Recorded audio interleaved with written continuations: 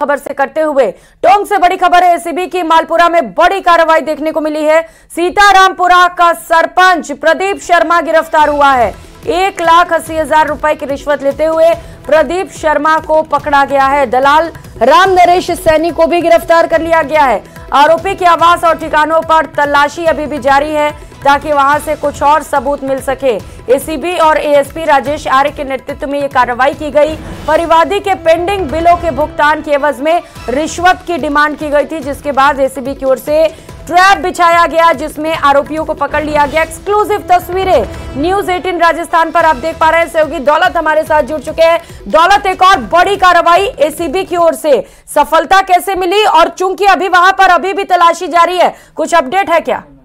बिल्कुल, मैं आपको बताना चाहूंगा, मालपुरा में एसीबी की बड़ी कार्रवाई है। टोंक एसीबी की ये बड़ी कार्रवाई है, जहां सीतारामपुरा ग्राम पंचायत का सरपंच है जिसको 1,80,000 रुपए की रिश्वत लेते हुए रंगे हाथों एसीबी टीम ने गिरफ्तार किया है। इसके साथ एक और दलाल भी था, राम नरेश सैनी। मालपुरा में ही कार्रवाई चल रही है। इस सरपंच के अन्य जो आवास और अन्य ठिकाने हैं वहां पर एसीबी का है सर्च ऑपरेशन अभी चल रहा है। और दरअसल जो परिवादी था उसने कोई पेंडिंग बिल थे, उसको भुगतान करने की एवज में इसे 1,80,000 रुपए की रिश्वत मांगी थी, जिसके बाद में एसीबी ने ये ट्रैप रचा और आज इसको 1,80,000 रुपए की रिश्वत के साथ में रंगे हाथों गिरफ्तार किया। और अभी कार्रवाई जारी है। एसीबी के जो एडिशनल एसपी है राजेश आर्य, उनके नेतृत्व में पूरी कार्रवाई है मालपुरा में चल रही है। सीतारामपुरा का जो सरपंच है इसको यानी कि ट्रैप किया गया। जी, सरपंच के साथ साथ दलाल भी ट्रैप हुआ है। दौलत, उसको लेकर कोई अपडेट मिल पा रहा है? इससे पहले कोई और रिश्वत का मामला सामने आया हो? देखिए, फिलहाल ये प्रारंभिक जानकारी, तुरंत एसीबी की कार्रवाई अभी ब्रेकिंग खबर ही है। हालांकि एसीबी के अधिकारियों और तमाम जो लोगों से बातचीत हुई है, फिलहाल एसीबी का जो है वो पूरा इस कार्रवाई को, जो ट्रैप की कार्रवाई, इसको अंजाम देना प्राथमिकता पहले उसमें है। उसमें पूछताछ एसीबी पूछताछ करेगी। एसीबी इस पूरे ग्राम पंचायत के दूसरे कार्यों को लेकर के भी पूछताछ करेगी। किस तरह के काम हुए हैं, किस तरह के बिलों का भुगतान हुआ है और किन किन बिलों के भुगतान में और कितनी कितनी रिश्वत ली गई है, ये तमाम जो जानकारी है वो एसीबी की टीम है वो इससे पूछताछ करेगी। दलाल से पूछताछ की जा रही है, लेकिन फिलहाल जो है पुराने जो पेंडिंग बिल थे उनकी भुगतान के लिए 1,80,000 रुपए की रिश्वत लेते हुए ये जो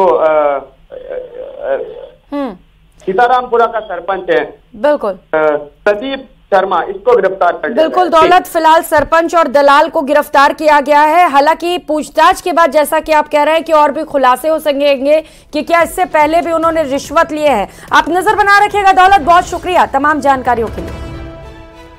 और खबरों में आगे बढ़ेंगे। बीजेपी सरकार के सत्ता में आने के बाद आज बड़ी भर्ती परीक्षा आयोजित की गई। इस दौरान प्रशासन हाई अलर्ट पर रहा और परीक्षा से पहले इंटरनेट सेवाएं भी बंद रखी गईं। आरपीएससी की ओर से असिस्टेंट प्रोफेसर, पीटीआई और लाइब्रेरियन परीक्षा आयोजित की गई थी और यह परीक्षा प्रदेश के 7 जिला मुख्यालयों पर संपन्न हुई। अजमेर, भरतपुर, बीकानेर, जयपुर, जोधपुर, कोटा और उदयपुर में दोपहर 12 से बजकर 2 बजे तक ये परीक्षा आयोजित की गई। जयपुर में सबसे अधिक 180 परीक्षा केंद्रों पर 65,000 अभ्यर्थी पंजीकृत थे। इनमें से 56.67% अभ्यर्थी उपस्थित रहे। इस भर्ती में पहली बार अभ्यर्थियों को पेपर और ओएमआर शीट में 5वां उत्तर विकल्प भी दिया गया। इसे देखते हुए 10 मिनट का अतिरिक्त समय दिया गया। अभ्यर्थियों को 1 घंटे पहले त्रिस्तरीय सुरक्षा के बीच प्रवेश दिया गया। चूंकि पेपर लीक जैसी घटनाएं कई बार हो चुकी है, ऐसे में दोबारा से पेपर लीक ना हो, इसे लेकर बेहद खास इंतजाम किए गए। त्रिस्तरीय सुरक्षा देखने को मिली और यही वजह है कि 1 घंटे पहले अभ्यर्थियों को परीक्षा केंद्रों पर बुला लिया गया, जिससे कि ठीक तरीके से सभी की जांच हो सके। भजनलाल, सरकार की सबसे बड़ी जो भर्ती परीक्षा है या सरकार की भी परीक्षा इसे कहा जा सकता है, क्योंकि बीजेपी सरकार ने जिस तरह से नकल रोकने के जो दावे किए थे, आज कहीं न कहीं वो देखना होगा कि ये 2 लाख अभ्यर्थियों वाली भर्ती परीक्षा में किस तरह से ये परीक्षा यहाँ पर संपन्न होती है। भैया, किसकी परीक्षा आपने दी है यहाँ? General studies of Rajasthan. किस पद के लिए आपने? Assistant professor. असिस्टेंट प्रोफेसर के लिए। कैसा रहा आपका इम्तिहान? पेपर अच्छे लेवल का था और करंट अफेयर्स का काफ़ी अच्छा लेवल रहा और बाकी 50% के लगभग एवरेज भी था पेपर, बाकी 50% अच्छे लेवल। क्या उम्मीद लग रही है अब आपको इससे? अब ये थर्ड पेपर था तो ये तो क्वालिफाई हो जाएगा, आगे देखते हैं फिर आगे ये पेपर आप क्वालिफाई कर जाएंगे? हम बिल्कुल कर जाएंगे सर। अच्छा पेपर था, इकोनॉमिक रिव्यू वगैरह बढ़िया, स्टैंडर्ड पेपर था। स्टैंडर्ड पेपर कहेंगे इसे? बिल्कुल स्टैंडर्ड पेपर। सुरक्षा व्यवस्था कैसी थी? बिल्कुल बढ़िया सर, एकदम ट्रांसपेरेंसी पारदर्शिता से काम हुआ। उम्मीद है कि ये पेपर अच्छा रहेगा, पारदर्शी तरीके से? बिल्कुल बिल्कुल सर, सुरक्षित रहेगा। बिल्कुल, आगे भी यही हम चाहेंगे। पता नहीं। अच्छा, कौन सा पेपर आप देकर के आ रहे हो? Rajasthan general study. अच्छा, कैसा रहा आपका पेपर? बहुत अच्छा रहा है, सामान्य औसत पेपर था, ज़्यादा टफ भी नहीं था, ज़्यादा इजी भी नहीं। सुरक्षा व्यवस्था बढ़िया थी। पेपर कैसा गया? नॉर्मल एवरेज पेपर था। एवरेज है पेपर आपका? उम्मीद है आपको निकालने का? हाँ, ये तो अच्छा हो गया। अच्छा, एक जो मन में अभ्यर्थी परीक्षा देकर के आता है, पेपर लीक हो जाने की आशंका हर बार बनी रहती थी, इस बार क्या उम्मीद है? देखो मुझे तो पता नहीं, मुझे तो नहीं लग रहा पेपर लीक होगा, पर पता नहीं है, फिर कुछ भी हो सकता है। हाँ, तो आपने तो अपनी परीक्षा दे दी है कुल मिला के? जी। खबरों में आगे बढ़ेंगे। बीजेपी विधायक जोगेश्वर गर्ग के लिए भगवान राम के मंदिर की प्राण प्रतिष्ठा का मौका कभी न भुलाने वाला दिन होगा। जोगेश्वर गर्ग ने राम मंदिर आंदोलन के दौरान अपनी मां के साथ कार सेवा में हिस्सा लिया। उनकी आंखों के सामने राम भक्तों पर हुई फायरिंग में कई लोगों की जानें गई थीं। जोगेश्वर गर्ग रामलला के भव्य और दिव्य मंदिर के सपने को साकार होते देख बेहद खुश हैं। बाबूलाल धाल ने जोगेश्वर गर्ग से खास बातचीत की, आप भी सुनिए। भगवान राम का भव्य मंदिर बनकर तैयार होने जा रहा है। सबसे ज़्यादा खुशी उन कार सेवकों को हो रही है जिन्होंने बाबरी मस्जिद का जब ढांचा ढहा था तब उन्होंने कार सेवा करी थी और अयोध्या जा कर के और उस वक्त भगवान राम के जयकारे लगाए थे, लंबा संघर्ष किया था। मेरे साथ में मौजूद हैं जोगेश्वर गर्ग, जो कि बीजेपी के 5 बार के विधायक हैं और ये भी कार सेवा में गए थे। ये अकेले नहीं बल्कि अपनी माँ के साथ गए थे। अब जब खुशी का लम्हा नज़दीक है तो ऐसे में जोगेश्वर गर्ग कैसे क्या सोच रहे हैं, बात करते हैं। बरसों पुराना सपना साकार होने जा रहा है, प्राण प्रतिष्ठा होने जा रही मंदिर की। कैसा महसूस करते हैं एक राम भक्त के तौर पर जोगेश्वर गर्ग? देखिए, लगभग 500 साल पहले राम मंदिर को ध्वस्त करके वहाँ पे बाबरी मस्जिद नाम का वो स्ट्रक्चर खड़ा किया गया था और उसको हटाने के लिए, जन्मभूमि को मुक्त कराने के लिए सैकड़ों संघर्ष हुए, जिसमें लाखों लोगों ने अपना बलिदान दिया। ये वर्तमान वाला आंदोलन 1986 से शुरू हुआ था और उसमें मैं संघ में जालौर ज़िले में दायित्व के साथ काम कर रहा था और उस रूप में उससे जुड़ा हुआ था। शिला पूजन कार्यक्रम हुआ तब मैं जालौर का जिला कार्यवाह था और उस नाते हर गांव में शिला पूजन हो ये हमने व्यवस्था करी थी। हर घर से ₹1.25 रुपया भेंट आए, वो व्यवस्था हमने करी थी। तब से मैं जुड़ा हुआ हूँ और उसके बाद संयोग से मेरी भूमिका बदल के मैं राजनीति में आ गया और राजनीति में रहते हुए भी राम हमारे आराध्य हैं और आस्था के केंद्र है, जन जन की आस्था का केंद्र है अयोध्या और राम जन्मभूमि। उस दृष्टि से हमने सारा काम किया।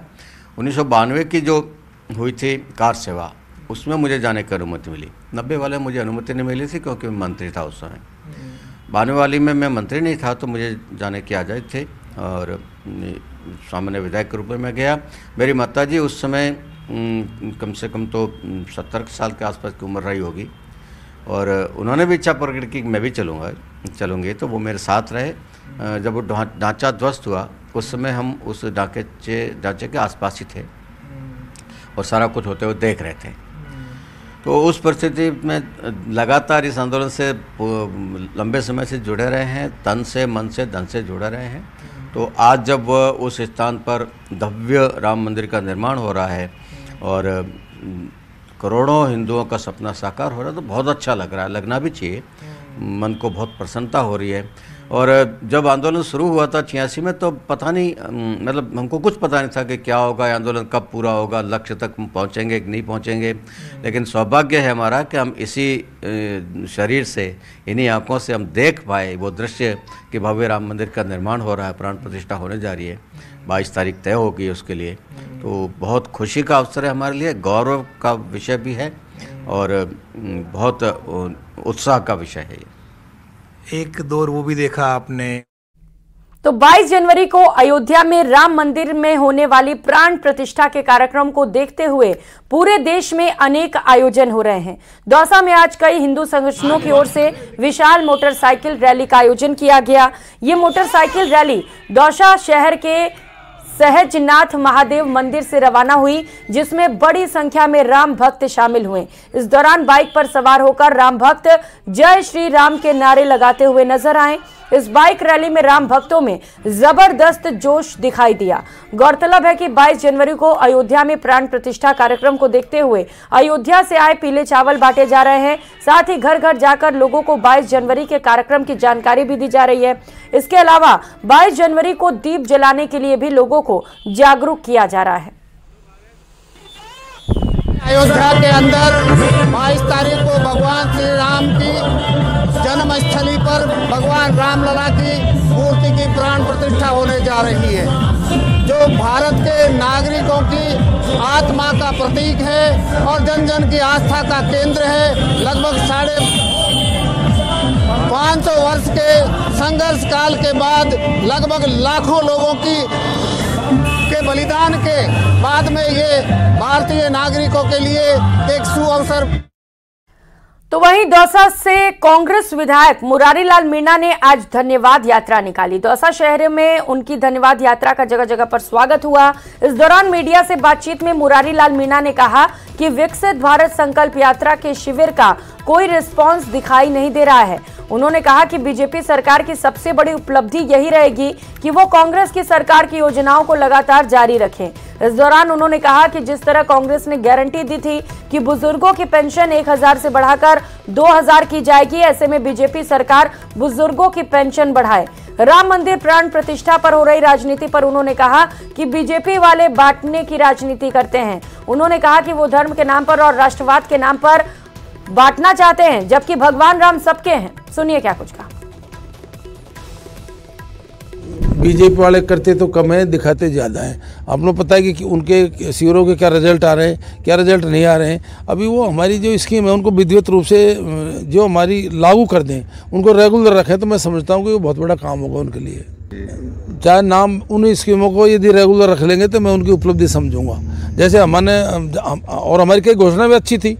जैसे मान लो हमने ये कहा था कि पेंशन को 1000 से 2000 रखेंगे, उनको बढ़ानी चाहिए। पेंशन स्टार्ट हमने की थी 750 हमने करी। और करेंगे इस बीच मिल रही एक और बड़ी खबर का। जयपुर से बड़ी खबर है, जहां पर योजना का नाम बदलने पर सियासत तेज हो गई है। इंदिरा रसोई का नाम बदलकर अन्नपूर्णा रसोई किया गया है, अब जिसे लेकर सियासत हो रही है और कांग्रेस जमकर बीजेपी पर हमलावर है। कांग्रेस ने बीजेपी पर निशाना साधा है। पूर्व मंत्री प्रताप सिंह खाचरियावास ने इसे लेकर हमला किया और कहा कि बीजेपी सरकार को कांग्रेस सरकार की योजनाओं से परहेज नहीं है, लेकिन कांग्रेस के पूर्व नेताओं से बीजेपी को परेशानी दिख रही है। योजनाओं का नाम बदला जा रहा है, लेकिन योजना नहीं। कांग्रेस ने बीजेपी की योजनाओं को जारी रखा था। इंदिरा गांधी की शहादत के अपमान के भी आरोप लगाए गए हैं। तो प्रताप सिंह खाचरियावास की ओर से नाम बदलने को लेकर जमकर प्रहार किया गया। सुनाते हैं क्या कुछ कहा। राजस्थान की सरकार का हनीमून पीरियड खत्म नहीं हो रहा और सरकार ने आते ही शुरुआत ही पाप से कर। आप मुझे ये बताइए, इस देश में सबसे बड़ा बलिदान हुआ महात्मा गांधी, राष्ट्रपिता महात्मा गांधी का, इंदिरा गांधी जी का, राजीव गांधी जी का। इंदिरा गांधी कौन थी? इंदिरा जी इस देश की पूर्व प्रधानमंत्री है, जिनको उनके घर में आतंकवादियों ने गोलियों से भून दिया था। इस देश पर बलिदान हो गई और जब वो उनकी डेथ हुई, जब वो बलिदान हुई, उससे पहले उन्होंने कहा था मैं रहूं या नहीं रहूं, मेरे खून का अंतिम खतरा इस देश से आतंकवाद को खत्म करके ही रहेगा। वो बलिदान हो गई, लेकिन आप जानते हैं आतंकवाद पंजाब में पूरी तरह से खत्म हो गया। इंदिरा जी वही है जिन्होंने पाकिस्तान के 2 टुकड़े करके बांग्लादेश बना दिया। इंदिरा जी के नाम से इंदिरा रसोई योजना राजस्थान में शुरू हुई। सुबह 400 लोगों को 8 रुपए में भोजन मिलता और शाम को 400 लोगों को 8 रुपए में भोजन मिलता। पाप की पराकाष्ठा करती भारतीय जनता पार्टी ने आते ही इंदिरा जी के नाम को बदलकर अन्नपूर्णा रसोई योजना कर दिया। इंदिरा जी के नाम से इतनी तकलीफ। राजस्थान में अटल सेवा केंद्र चल रहे हैं। राजीव गांधी सेवा केंद्रों का नाम अटल सेवा केंद्र किया गया। हमने तो अटल सेवा केंद्रों का नाम नहीं बदला, क्योंकि अटल जी का हम सम्मान करते हैं, पूर्व प्रधानमंत्री हैं। दीनदयाल उपाध्याय जी के नाम से योजनाएं चल रही हैं। दीनदयाल उपाध्याय जी ना तो राष्ट्रपति रहे देश के, ना प्रधानमंत्री रहे। आप मुझे ये बताएं, उनके नाम से जो योजनाएं चल रही है वो हमने बंद नहीं की। आप इस देश में कांग्रेस चुनाव हार गई, हम लोग चुनाव हार गए, बीजेपी चुनाव जीत गई, लेकिन ऐसा पाप मत कीजिए। आप में यदि हिम्मत है तो फिर आप कांग्रेस की सारी योजनाएं बंद कर दीजिए। आप नाम बदल बदल कर अपमान कर रहे हैं देश की पूर्व प्रधानमंत्री का और उनके बलिदान का, जो उन्होंने भारत के लिए बलिदान दिया और बलिदान हो गई। ये छोटी हरकत जो इन्होंने की, फिर आपने 400 की जगह 200 कर दिए। इंदिरा रसोई में पहले 400 लोगों को भोजन मिलता था सुबह, अब सिर्फ 200 लोगों को मिलेगा और शाम को 200 लोगों को। धीरे धीरे आप योजनाएं भी खत्म कर रहे हैं। आप कांग्रेस की योजनाओं की बैसाखी पर खड़ी हुई है बीजेपी। ऐसे में बीजेपी जो हरकत कर रही है ये पाप है। और मैं ये मानता हूं कि इंदिरा रसोई योजना जो से इंदिरा जी का नाम जो हटाया गया, ये देश का अपमान है। इधर बिहार में सीट शेयरिंग पर सिर्फ फिटौवल की नौबत आ गई है। सत्ता सहयोगी जेडीयू और आरजेडी दोनों बिहार में ज्यादा सीटें लेने पर लोकसभा उम्मीदवार उतारने की मंशा जता रहे हैं। ऐसे में यह माना जा रहा है कि बिहार में सीट शेयरिंग पर दोनों सहयोगी दलों के बीच फूट पड़ सकती है।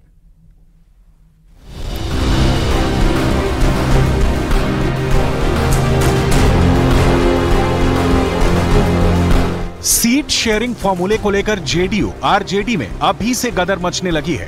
बंगाल में टीएमसी सीट बंटवारे के नाम पर कांग्रेस पर दबाव बनाने लगी है। दिल्ली में अरविंद केजरीवाल इंडी गठबंधन को लेकर वो जोश नहीं दिखा रहे हैं जिसकी उम्मीद इंडी गठबंधन कर रहा था। बिहार, दिल्ली, बंगाल, महाराष्ट्र और उत्तर प्रदेश ऐसे राज्य हैं जहां सीटों के बंटवारे को लेकर जबरदस्त गदर मचा हुआ है। पहले अब बिहार में चचा और भतीजे की पार्टी में मचे सीट बंटवारे के गदर को समझ लीजिए। नीतीश कुमार की पार्टी जेडीयू ने साफ कह दिया है कि वो बिहार में कम से कम 16 सीटों पर लोकसभा चुनाव लड़ेगी। तो वहीं लालू के लाल तेजस्वी यादव की पार्टी आरजेडी के नेता दावा कर रहे हैं कि बिहार में आरजेडी के विधायकों की संख्या ज्यादा है, इसीलिए लोकसभा में ज्यादा सीटों पर आरजेडी का हक है। हमारी पार्टी के जल संसाधन मंत्री माननीय संजय झा जी ने यह बयान दिया कि जो हमारे सीटिंग सीट है उस पर हम चुनाव लड़ेंगे। यह स्वाभाविक है, हर एक राजनीतिक दल की स्वाभाविक आकांक्षा नहीं, यह प्रमाणित है कि जहां पर हम चुनाव जीते हैं वहां हम चुनाव लड़ेंगे। अब गठबंधन को शेष दल जो हैं उनका समायोजन करने का भी दायित्व है। महागठबंधन में तो राजद, कांग्रेस सहित वामपंथी पार्टियों के बीच बेहतर गठबंधन कायम हो और समन्वय हो और एक सीट पर एक का मुकाबला हो, इस कार्यनीति को बल मिलेगा। बहुत समय नहीं बचा हुआ है।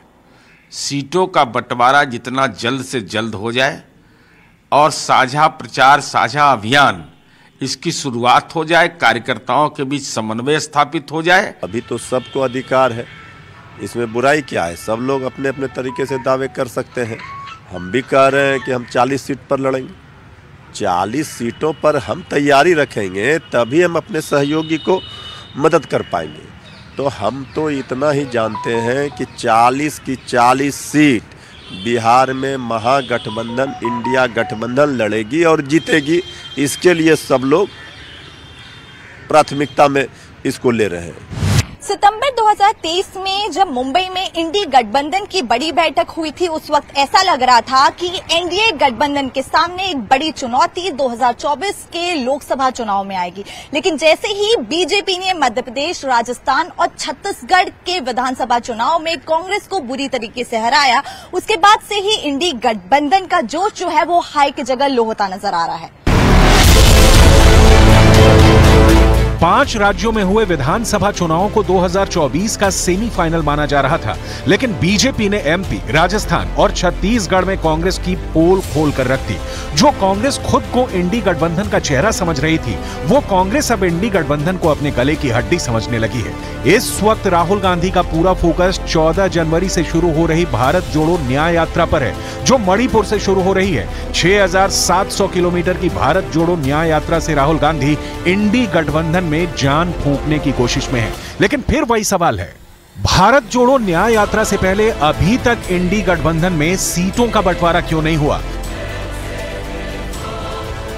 2024 के लोकसभा चुनाव में एनडीए गठबंधन 400 से ज्यादा सीटें जीतने का दावा कर रहा है, तो दूसरी तरफ राहुल गांधी इंडी गठबंधन को मजबूत करने से ज्यादा अपनी भारत जोड़ो न्याय यात्रा पर फोकस कर रहे हैं। सवाल उठता है कि क्या कांग्रेस को यह एहसास हो गया है कि इंडी गठबंधन प्रधानमंत्री मोदी के सामने टिक नहीं पाएगा, इसलिए राहुल गांधी को मणिपुर से मुंबई तक की अपनी यात्रा पर ज्यादा फोकस करना चाहिए।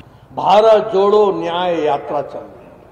अरे वाह रे वाह, भारत को तोड़ने में तुमने कोई कसर छोड़ी नहीं, अब भारत को जोड़ने की यात्रा में तुम चले हो।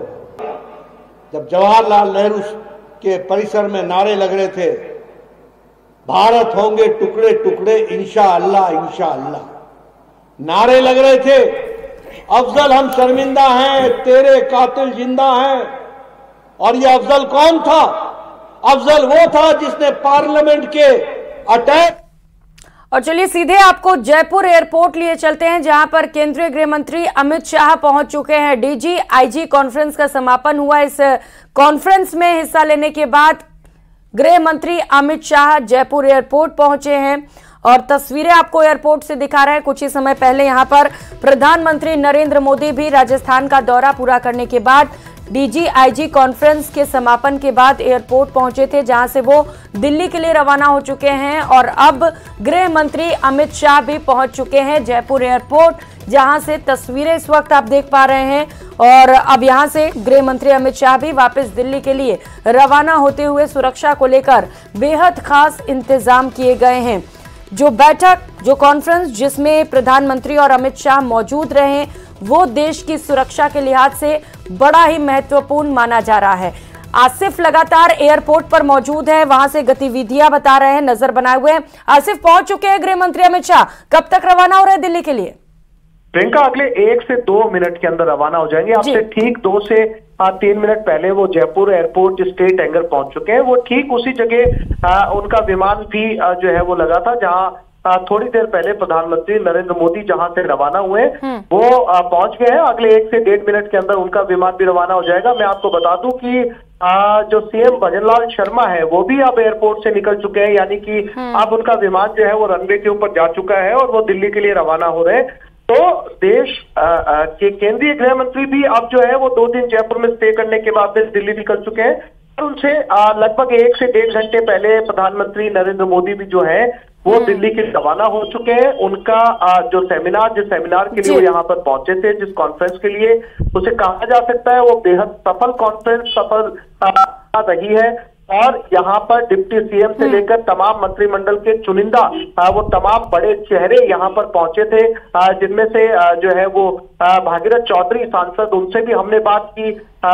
इसके अलावा हमने जो है वो घनश्याम तिवारी से भी बात की। तो बहुत सारे ठीक है आसिफ, तो जिस कॉन्फ्रेंस में शामिल होने के लिए अमित शाह और प्रधानमंत्री पहुंचे वो बेहद सफल रहा। बहुत शुक्रिया आपका तमाम जानकारियों के लिए। तो वहीं बूंदी जिले में भगवान केशव का मंदिर जिला प्रशासन और देव स्थानम विभाग की उदासीनता के चलते जर्जर हो चुका है।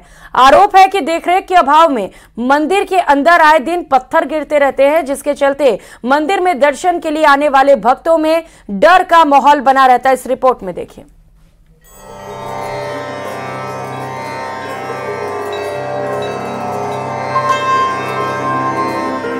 केशव राय पाटन में पवित्र चंबल नदी के तट पर बना ये है भगवान केशव का मंदिर। नागर शैली में बना रियासतकालीन मंदिर रखरखाव के अभाव में जर्जर होता जा रहा है। आरोप है कि जिला प्रशासन और देवस्थानम विभाग की उदासीनता के चलते केशव मंदिर अपना आकर्षण खोता जा रहा है। भगवान के दर्शन से आनंद की प्राप्ति करने वाले श्रद्धालु अब यहां आने से डरने लगे हैं। जो आते हैं वो भी डर डर के भगवान के दर्शन करते हैं। इनके डर की असल वजह क्या है, खुद इनसे सुनिए। और यहाँ पे पत्थर गिर रहे हैं और इनकी मतलब बहुत अच्छी तरह मतलब ये देखभाल करना चाहिए, जो इन लोगों का ध्यान नहीं है बिल्कुल भी। विक्रम संवत 1698 में बूंदी के तत्कालीन राव राजा शत्रुशाल्य के जरिए मंदिर का निर्माण कराया गया। आरोप है कि मंदिर की देखरेख की जिम्मेदारी जब से देवस्थानम विभाग के पास आई है, मंदिर जर्जर होता जा रहा है। मंदिर की दान पेटी में आने वाले लाखों रुपए के चढ़ावे को देवस्थानम विभाग ले लेता है, लेकिन मंदिर की देखरेख की तरफ किसी का ध्यान नहीं। आलम यह है कि यहाँ किसी भी वक्त बड़े बड़े पत्थर गिर जाते हैं, जिसके चलते कोई बड़ा हादसा हो सकता है। देवस्थान विभाग कोई ध्यान नहीं देता। जो अनुदान की जो राशि की पेटियां हैं उसमें से पैसा तो चला जाता है, न मालूम किस काम आता है। भय का माहौल है और आक्रोशित हो रहे हैं। मंदिर की दीवारों पर पड़ी दरारें और गिरते पत्थर यहां के बुरे हालातों की कहानी खुद ब खुद बयां कर रहे हैं। विभागीय अनदेखी का आलम यह है कि साल 2019 में बॉलीवुड की फिल्म मर्दानी 2 की शूटिंग के दौरान मंदिर के प्रवेश द्वार पर लगे हाथी क्षतिग्रस्त हो गए, जिसकी मरम्मत विभाग ने आज तक नहीं कराई। मर्दानी 2 पिक्चर बनाई गई थी, उसके अंतर्गत ये हाथी के पैर में रस्सी बांध करके लगाया गया था, जिससे हाथी के पैर का नीचे का पत्थर टूट गया। ये भी 2-3 दिन पहले भी वहाँ पर एक बड़ा 3-4 फीट का पत्थर जो गिरा था। जिला प्रशासन और देवस्थानम विभाग के उदासीन रवैये के चलते बदहाली के दौर से गुजर रहे जन जन की आस्था के केंद्र भगवान केशव के मंदिर की ओर न जाने कब ध्यान जाएगा और कब मंदिर का जीर्णोद्धार हो पाएगा, ये कहना मुश्किल है। बूंदी से न्यूज़ 18 राजस्थान के लिए चैन सिंह तंवर की रिपोर्ट। इस बुलेटिन में फिलहाल इतना ही। नमस्कार।